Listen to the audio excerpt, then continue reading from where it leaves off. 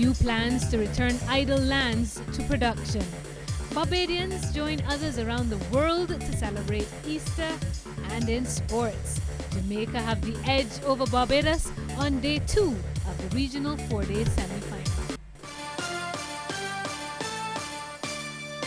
Credible, balanced, committed. This is the CBC Evening News. A very good evening to you. I'm Sophie Cambridge with this Resurrection Sunday, April 20th edition of the CBC Evening News. In our top story tonight, the Minister of Agriculture believes that Barbados may have to introduce strong measures to return idle lands to production. Dr. David Estwick is very concerned about the amount of land that's lying fallow and the acres being taken out of sugarcane cultivation. The land has me triple on you, because I am now talking about national survival. And I'm not afraid to do what I have to do. I'm not afraid at all. I'm not afraid, no man. You can rest assured of that. Now, in addition to that, we have tried every incentive in the book. And I speak to them. Even the last incentive when we attempted to bring back hectares of agricultural land back into production with a number of incentives. What happened over the last 5 or 6 years? Not one thing. More and more acres being taken out. Well, I am not afraid. And I've already had my discussions with the Minister of Finance. And that's all I would say, the budget coming up soon. Well, Dr. Estwick argues that Barbadians still do not seem to understand the relationship between sugar production and cultivation of root crops. He says the two go hand in hand, and he adds that that's why he's pushing ahead with restructuring the sugar industry with the help of Japanese financiers. I meet with them next week, Wednesday, on their final due diligence. And I am therefore saying that what was indicated in the studies as to the way forward from 1992 that I read will come to a pass very, very soon. And we will have the capacity not only to produce specialty sugars in Barbados. We will stop importing $32 million in sugars from Guatemala or Suriname, wherever it comes from. Well, in other news, Barbadians joined millions of Christians across the world to celebrate Easter and the resurrection of Jesus Christ. Many observed the event by attending churches across the island. At the People's Cathedral, the congregation was told that the resurrection of Christ continues to be a significant part of human existence.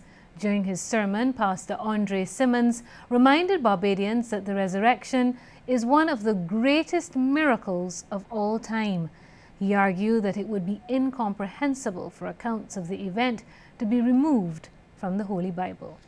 The same way how you remove the resurrection factor and reality from our lives and our churches and our decisions and our governments and our communities and our country, nothing that we do will make sense. And at the Collimore Rock Church of the Nazarene, Reverend David Holder said Barbadians must make the most of our lives on earth and put God first in all that we do. The people only existing on the earth, but they're not really living. They don't know how to enjoy life. Just existing. And then they die. If there's no resurrection, that's what it is for all of us. You could be happy or try to be happy or make others happy or kill some people or do what we're going to do some drugs, gamble, ramble, do whatever, go down, bush, whatever the case might be. We can do what we like if there's no resurrection. Paul said, eat, drink, be merry, you die like a dog, so to speak. But if there's a resurrection, we have to face Jesus Christ in judgment.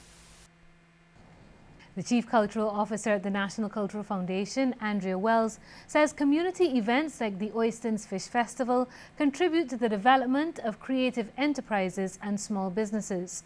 She was speaking at last evening's opening ceremony of the festival. Ms. Wells says the festival highlights the contribution of the fisherfolk and of traditional fishing activities. She notes that when the Cultural Industries Bill is proclaimed, it will help to further the development of the cultural events. like this festival, the Oisings Festival, activity created out of the community's tradition, which in this case is fishing, can potentially generate activity that benefits not only the core producers, but also event planners, production crews, artists and craftspersons, transport, food, and other suppliers. In the meantime, Parliamentary Representative for the area, John Boyce, lauded the organisers for their support, noting that the event has grown since its inception. We must battle on here in Christchurch and make sure that this festival is a festival that we can continue to be proud of. I want to join Father Carrington in wishing the vendors and the entrepreneurs who have come to do their business here at this festival a very successful couple of days. And the chairman of the festival, Herbert Yearwood, is expecting the usual bumper crowds despite competition from other events being held this Easter weekend. No, because we had those same things last year.